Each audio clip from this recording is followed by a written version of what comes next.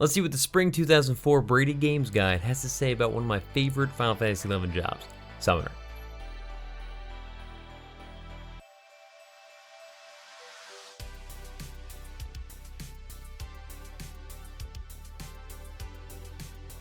Welcome back for another dive into the Brady Games guide, the Final Fantasy XI official strategy guide by Brady Games. I guess all the strategy guides by Brady Games could be called Brady Games guide, but this one, the Final Fantasy XI one, is the Brady Games guide. This week we're going to head through the Summoner pages, get the intel on how I should be playing this job, one of my favorites of all time, and one that has changed a lot over the years. First off, sorry that this video is so late. Most of you probably know from my Twitch stream schedule change, I came down with like a huge head cold. As much as I tried to record it, the nasally was like, you couldn't hear anything. But no worries, because we're here now, we're gonna jump right in. Some of the greatest mages in the land aspire to be summoners, neither focused on white, black, nor red magic. These casters can summon monsters of mystic power to aid parties in battle. Some of these beings are directly helpful to allies, for example Carbuncle, who heals and uses enhanced spells with most of its abilities. Others are feral and aggressive, using elemental magic to shatter the ranks of any opponents that threaten the summoner. Wait a second, was this before the other avatars were released? I guess we'll find out in a second. No, because it does list down here in the summoner spell list, Ifrit, Titan, Leviathan, Garuda, Shiva, Rama, but it does look like it might be before Fenrir. This is pre-Fenrir, guys. This is pretty early on. Also, can we talk about how it says white, black, nor red magic? Now I know what they're saying there, but the game doesn't really define red mage spells as red magic. They're just white or black magic that sometimes only the red mage has access to. How unique. Brady Games is coming up with a whole new focus point of magic. Let me know in the comments though if red magic in the context of Final Fantasy XI actually is a thing. Is this brought up anywhere outside of this random sentence in the strategy guide? Alright, next, mystic avatars. There are forces at work that go beyond anything that most people ever know. There are beings in this world that can hold the power of life and death, that shape themselves and take on substance at will. These mystics beings will answer our call and we can work together with them to do spectacular things. As a summoner, you have the opportunity to join with these forces for the good of Vana'diel, helping to bring peace to the land. This is the kind of stuff this is what got me excited about Summoner. I was like, holy crap, that sounds amazing. Now the picture that they chose to define this amazing job with unique spells, abilities, and the life force of Vana'diel at its beck and call is a wind spirit. They've got a Tartar with like level 7 gear going on with a wind spirit that I don't even know if it's summoned. That might just be a wild wind spirit. Otherwise, we get pretty normal stuff. Job traits, a bunch of max MP boosts, resist slow, clear mind, and that one beautiful auto refresh at level 25. Pet commands, assault, retreat, release, your blood packs, astral flow, the 2-hour ability, an amazing 2-hour. And now these summoners starting attributes. This is why I wanted to be Tartar. Look at that, 32 MP starting at level 1. 20 HP, that's terrible. Galka reverse. Galka have the reverse, 29 hit points, only 20 magic points. And then the stats are all over the place. You know, this game wasn't lying though, or this guide wasn't lying. 9 intelligence for the Tartar starting out, and 7 mind. The summoner does have some pretty naturally high stats. Too bad they're used for nothing. Alright, so now we go into a little bit more detail about the blood packs of the summoned avatars. I mean, most of this stuff is right, but nothing goes over level 50. Was this guide before the level cap increased past 50? No, it can't be. Because if we're playing it, literally the front, well, I don't know, it doesn't really say anything about Zillard, but if it's a US guide, the game didn't even come to the US until Zillard had appeared and our level cap was raised. I would love to know and like look back at when blood packs beyond 50 were made. Were they released when the other avatars were released? Or did it like take a little while? By the time I played it, they had them.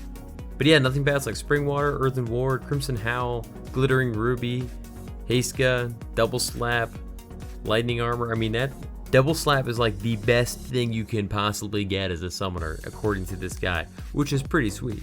But there's more.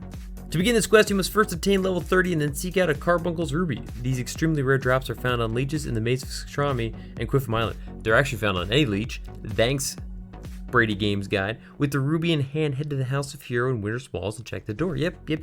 All the usual stuff. Oh, I didn't know this. Depending on your previous quests and missions, either Agito Maragito or the Guardian known as Joker may answer. Fun. And then we know this well. I recently ran through this quest myself. We have to get all the different colors of the rainbow. Hot spells with red, orange is sunshine, yellow, dust storms, green, wind, blue, snow, indigo, rain, and violet, thunder. The weather effects must be present at the time you enter the area. If the weather changes while in the area, exit and re-enter. Make sure that the ruby glow to receive the full effect. Afterwards, you run to the Lethane Plateau. On Lethane Plateau, go to the G6, place the ruby within the stone circle. Carbuncle then allows you to assemble it. Now you can become a summoner. That really downplays the difficulty and the intensity of this overall mission.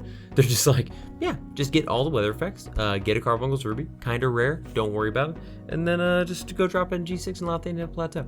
Yeah, okay. I mean, I guess. Here's where we get to the good stuff. Summoner race choices. A magical powerhouse, the summoner loves anything that gives them more mystic ability.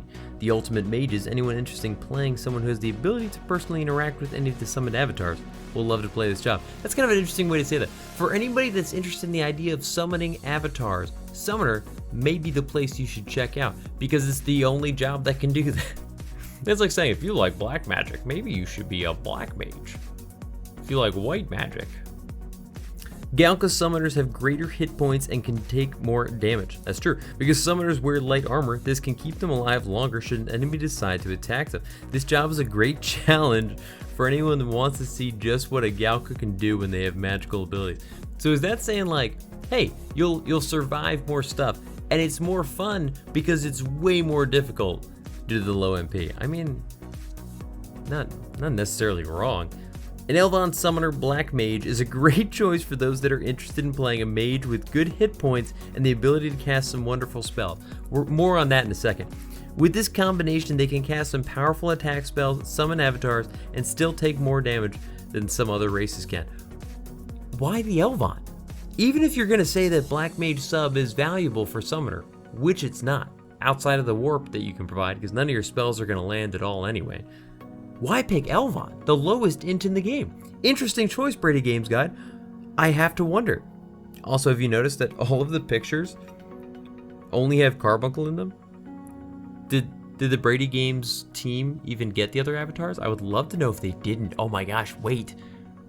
They probably didn't. Depending on when this guide came out. Let me quick check. It doesn't mention anything about how to obtain the avatars. There may not have been the level 20 solo battles yet. I forget when those were released. I should find out. If they weren't released yet, they would have had to be like level 65 or get somebody to help them. And I doubt that the Brady Games Guide team leveled that far in Final Fantasy XI before making this guide. That's amazing. Mithra have a good balance of magical abilities and hit points, and their high potential for evasion means that enemies that might attack won't even hit them much. Yes, that's true. Mithras just evade all attacks. This guide loves to bring about like, they have a little bit more agility. They're basically untouchable. I don't know if that's exactly true. A Mithra summoner has good intelligence, mind, and magic points, and they are a good choice for anyone who likes versatility and flexibility in a caster. I like all those things. Like Mithra, the Hume also have a wonderful balance of magical abilities and hit points. They have good potential in all the magical arts and, in addition, have the potential to be good in any support job. They are also a good, flexible, practical choice for anyone interested in being a mage like a summoner.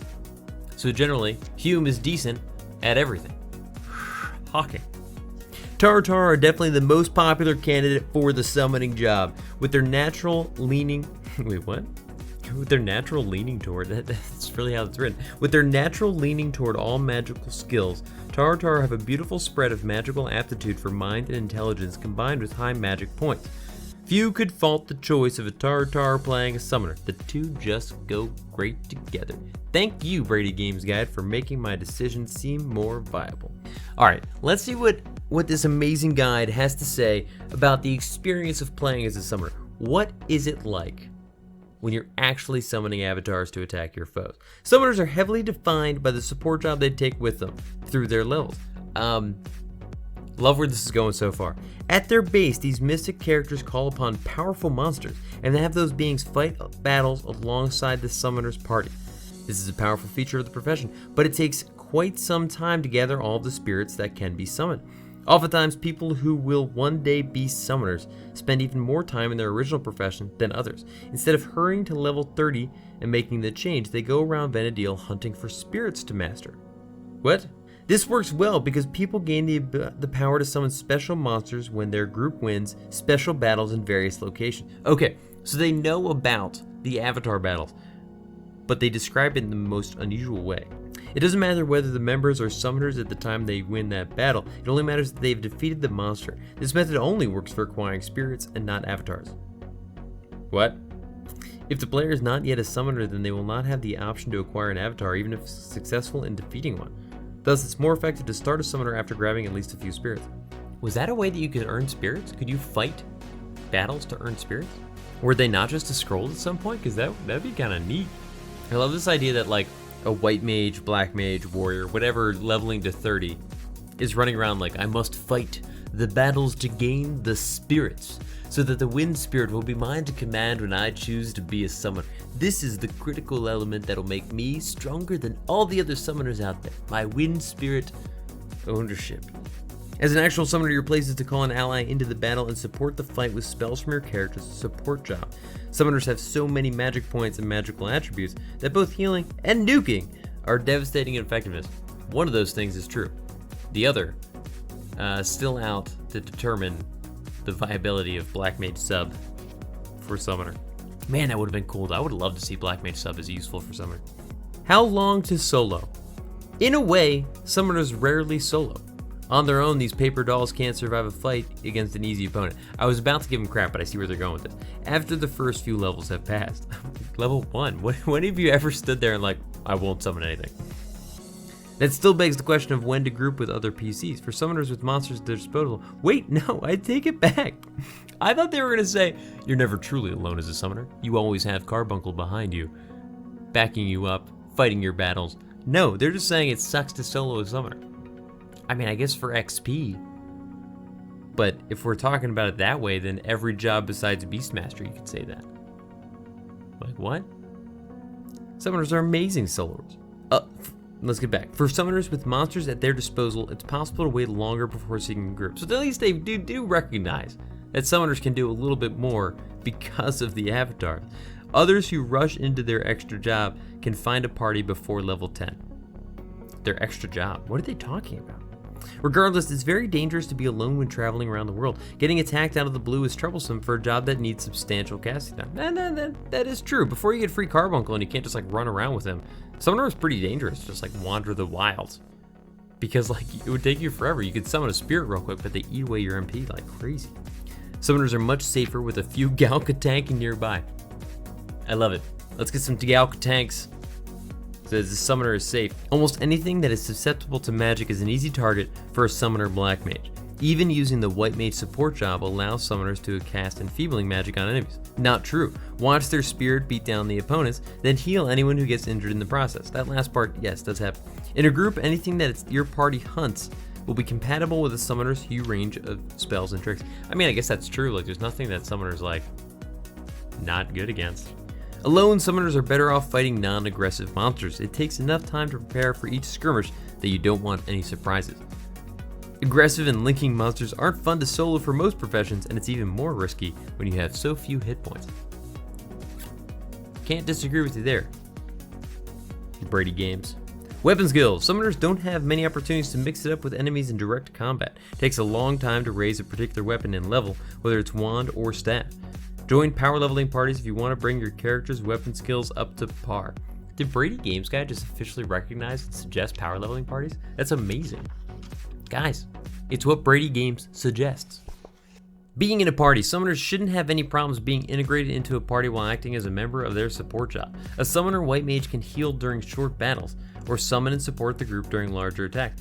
This is all true. Oh my gosh. Summoner black mages cast spells or summon with the same distinction. Not true. Totally wrong. Maybe up to level 20. Kinda. But I wouldn't suggest it. Summons are expendable. Very true. There is a method of pulling or getting aggro away from the party that summoners have access to. Using the summoned creature to grab a target has many advantages. Sending one of these creatures into a thicket of powerful monsters, you will get your pet killed. Yet, only the monster who has directly been struck by the summoning will come after the summoner. Thus, the party ensures a safe pull. This is awesome that it actually describes this. This is like a crucial element that makes Summoner kind of unique in Vana'diel and Final Fantasy XI. It's awesome to see them bring it up. Carbuncle is perfect for this use because he won't deal much damage, enmity accrued by the summoner will be lower, and the tanks can quickly pull the monster onto themselves. All true. Amazing. Equipping items. Find anything that boosts your character's intelligence, no. Mind, attributes depending on your support job. Make your magic as effective as possible with a good wand or staff, and buy equipment that gives your character useful bonuses rather than bland armor. Upgrading armor is secondary to improving what your character can dish out. Similar to the best offensive jobs, summoners can accomplish great things, but they need someone to save them from monster aggression. Why is that like listed under equipping items? They're just, all the Brady Games guide keeps focusing on is like, make sure you bring a tank. You need a tank. Summoner as a main job. Summoners take time to properly train and master, and the various quests for their monsters will take players all over Vana'diel. Very accurate. The greatest lure to use this profession as a main job is the mystique that surrounds summoners. I have to kind of agree with that. Part of my love for summoners is just like, it's summoner. That's it. Black mages can certainly be effective and deadly on their own. Summoners aren't a choice for simple power. Alright. Summoner white mage. A summoner white mage can do just fine. A summoner white mage can do just as much for a party as any caster. I mean, I don't know if I'll say like just as much. With the right monster, summoners can use enhancing magic on allies, heal the group, or attack enemies with physical and magical strikes. Carbuncle can heal, poison foes, cast enhancing spells, or cast protect and shell. Additionally, Garuda and Rama have some great party effects too, even at moderate levels. Wow, this is the first time in this guide up until this point, besides the little notes about the other avatars, that any avatar besides Carbuncle has directly been referenced. Thus, switching white mage to a support job doesn't prevent your summoner keeping the party at its best. Indeed, the right summon choice can give your character access to enhanced spells that would otherwise be reserved for red or black mages. Losing raise 2 and delaying the first raise is the great price here though. You can still heal very well, but the party will still want to have a full white mage around in most cases. This is the sad part, yes. You generally either want to have like a red mage, a white mage, or both, and then you're just kind of like, I'm doing my best. Summoner Black Mage. Summoner Black Mage makes for a wide variety of damage and destructive enchantments. First of all, what does enchantment mean in this case? Focus on some of the meanest spirits to put the fear of the heavens into all your enemies. Use black magic to enfeeble and inflict damage with summoning, then unload with attack spells when needed. First of all, the way that they're describing this, that sounds amazing. That would have been a really fun way to play Summoner. If enfeebling magic skill was like capped and you could cast enfeebles from black mage sub or red mage sub or something like that, would be awesome. Or even weaker elemental magic, but like it just doesn't work that way. Sorry, Brady Games. You had some cool ideas, but it just don't work. Summoner Bard. Nobody should mistake this as a simple or easy combination to pull off, but Taratar Summoner Bards can do some very interesting things with their combined skills. With only a single song, you have the option to expose an enemy to a certain element while causing damage to them directly. Can you land that? It's like an enfeeble. It's like a song enfeeble. Now I know songs in general are harder to resist, but could you, as a sub-bard, land any of those enfeebling songs that they're talking about? This succeeds when the monster summoned uses that element in its attacks. Sing Fire Threnody after Ifrit is summoned. I don't know if you really get my... I mean, I guess if you're going to do Fire too, alright. But no, the real benefit is if you really wanted to, you could give yourself Ballad. That is kind of neat. You can maybe give everybody else like one song, but in general, I don't think it outweighs the benefit of having White Mage sub. Summoner is a support job. Summoners have the best mage stats in the game, so it comes naturally that they can be used as a support job to casters, although somewhat limited in flexibility compared to black, white, or white-black mage combo. A player who wants to thrive at a single mage job will find that Summoner takes them farther. You don't really see that very often, but I mean, even to this day, the auto refresh is nice. And if you don't really need any of the spells, I mean, I used to see white mage summoners every once in a while. They could be nice. It could be nice. No matter which mage your character is trained as, Summoner will push it farther. With higher mind, intelligence, and magic points, your mage can cast more spells and have better results with each casting. As mentioned before, the sacrifice to gain these boosts is in your mage's breadth. Instead of having the spell list of a white mage and black mage, you end up with a character who almost functions as a single job adventurer. It's kind of true, actually. And then we just end with some awesome macros. Stand your ground and hold your fury. Pet retreat. Guys, Summoner is one of my favorite jobs of all time. And to be honest, for the most part, Brady Games does a decent job of explaining how it works, what its strengths are, what its weaknesses are. But it does push the whole Black Mage sub thing a little too far. What are your thoughts? Did it have some ideas that maybe we should have tried to employ within our own Vanadil experiences? Or is that a little out of touch with how the job is supposed to work? Can't wait to hear your thoughts, and to be honest, I think Square Enix was a little out of touch with how Summoner is supposed to work sometimes too, so I really can't fault Brady Games guy for this. If you want to talk about any of your thoughts in person, join us Tuesdays and Thursdays every week at 6 p.m. Eastern Standard Time on Twitch. We play Final Fantasy 11 as one. We play Final Fantasy 11 as one. We play Final Fantasy 11 as well as a bunch of other games, and I always love talking about this stuff, so bring your thoughts, your questions, your concerns, your criticisms of Brady Games, and we'll see you guys there. Otherwise, keep leveling, and I'll see you guys all in the next one. Peace. Thanks for watching. If you're interested in more videos like this, think about subscribing, and if you already have, don't forget to click that little bell next to the sub button to get notified when new videos go live. Hit me up in the comments with your thoughts on this video, or come hang out and chat with me on Twitch every Tuesday night at 8 p.m. Eastern Standard Time. And definitely look me up on Twitter or Instagram and Hunt for Games to keep up with what else I've got going on. See ya!